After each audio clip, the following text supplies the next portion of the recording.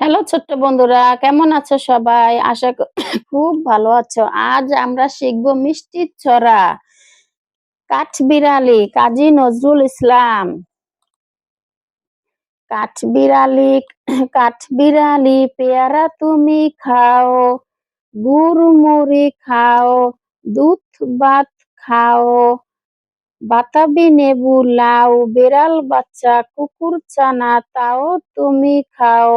ডাইনি তুমি হুক্কা পেটুক খাও একা, পাও যেথায় যেটুক, বাতাবি নেবু সকলগুলো, একলা পেলে নুড়িয়ে ডুবু, তবে যেন ভারী লেজ উছিয়ে পুটুস পুটুস চাও। ছোছা তুমি তোমার সঙ্গে আরে আমার যাও।